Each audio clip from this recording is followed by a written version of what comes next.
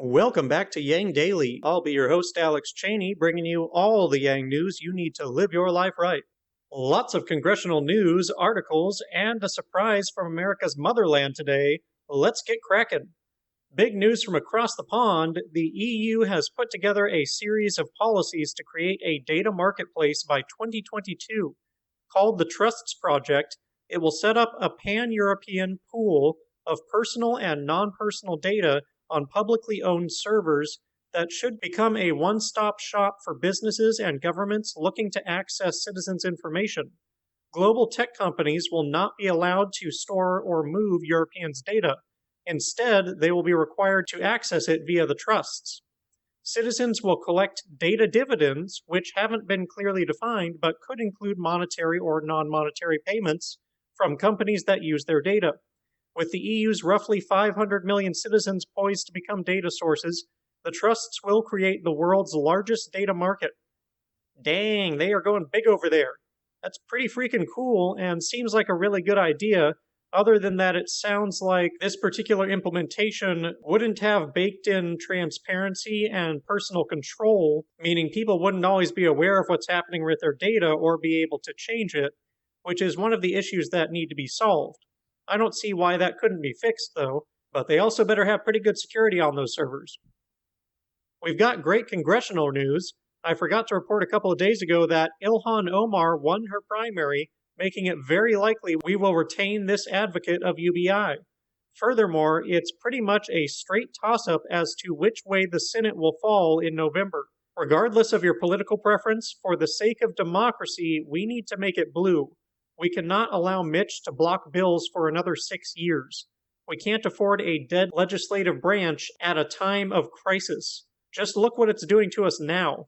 The Republican Party also needs to suffer a massive defeat for electing Trump, so that they can reflect and change course, lest it become a party of fascists. Arizona, Colorado, Georgia, Iowa, Maine, Montana, and North Carolina are states considered toss-ups. We need to make electing the Democratic senators in those states a very high priority. As for the House, a recent poll shows that Robbie Goldstein is catching up to his competition and is within striking distance, 32% versus 39%, with 3 weeks to go and 29% undecided. That is a lot of potential swing for whoever has the best outreach. And that's where we come in. Remember that our political power will directly correlate to how much impact we have as volunteers. It's time to exercise and grow that power again. If you have any free time at all, please spend it phone banking for Robbie, Donna, another Humanity Forward candidate, or Democratic senator who has a good chance to flip their seat. When politicians see us as a force that influences who wins and who loses, that is when we will have the power to influence policy. A shocking economic reflection article was summarized well by Dan Price. Quote, post-2000 U.S. compared to the 60s and 70s, income growth dropped by 66%. Share of people losing income tripled. Upward mobility out of poverty declined. Downward mobility from the middle class doubled. Going back to pre-pandemic days is not a victory. End quote. Well said, Dan. Income growth dropped 66%. This is just one reason why we deserve UBI. It's back pay. In a disturbing continuation of the trend that brought us Trump, at least 12 known state legislative candidates who openly support the conspiracy group known as QAnon have now secured a spot on the ballot in November, and one, Marjorie Greene, has secured a seat in the House in Georgia. She recently declared that QAnon was, quote, a once-in-a-lifetime opportunity to take this global cabal of Satan-worshipping pedophiles out, end quote. She also has charming racist perspectives, such as suggesting the election of Muslim congresswomen Omar and Tlaib are part of, quote, an Islamic invasion of our government, end quote, and that George Soros, a Jewish man, is a Nazi.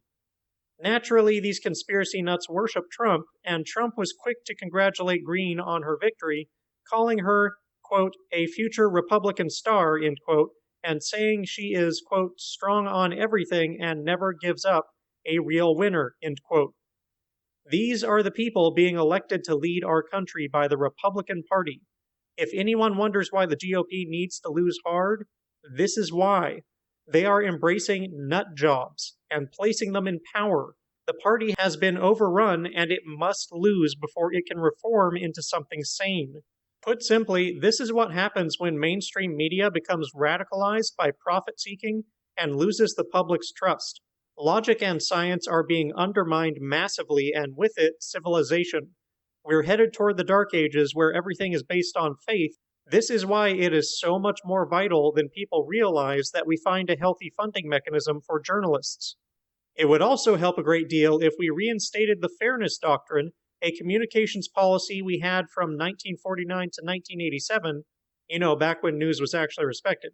It was a policy of the FCC that required licensed radio and television broadcasters to present fair and balanced coverage of controversial issues of interest to their communities, including by devoting equal airtime to opposing points of view.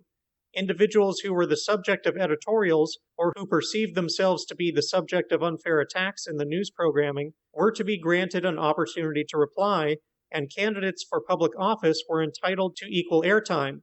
Boy, wouldn't that have been nice during the primary.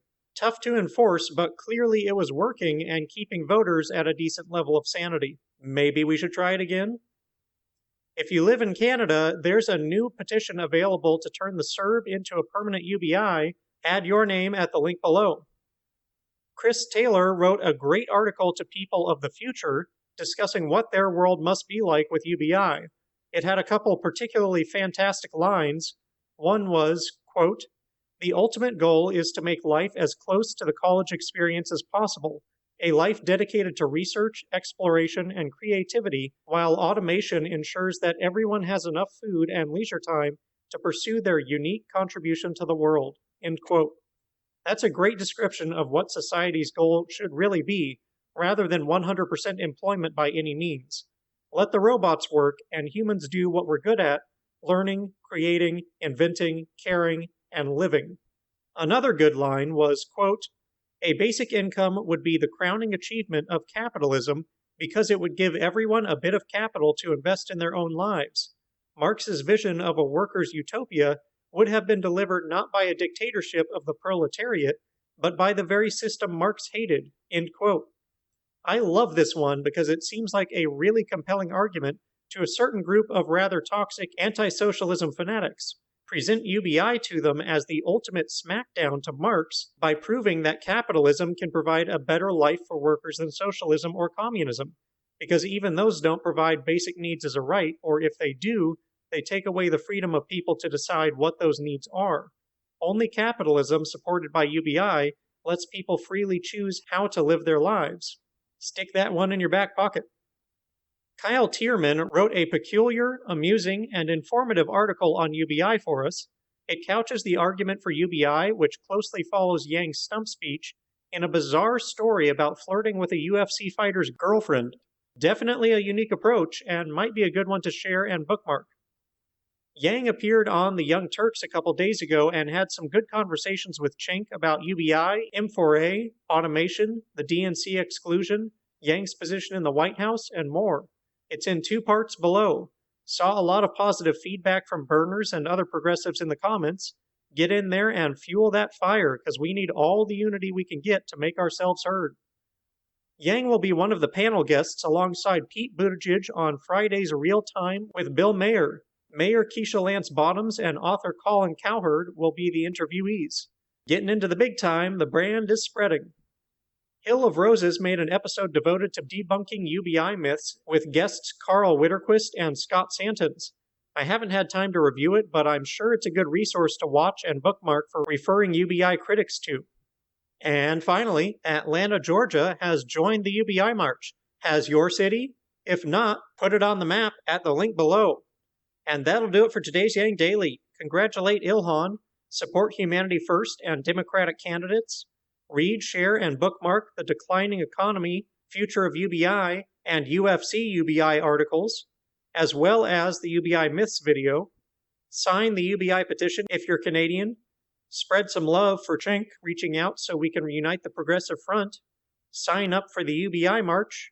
help recruit other organizations to the cause and get everyone to sign the UBI petitions, flood Congress and Trump with calls, tweets, and letters using the ResistBot or Income Movement easy contacts below. If you need financial help, consult Humanity Forward, the Income Movement Aid Database, United Way, or the H3 podcast thread. And don't forget to Yang Daily.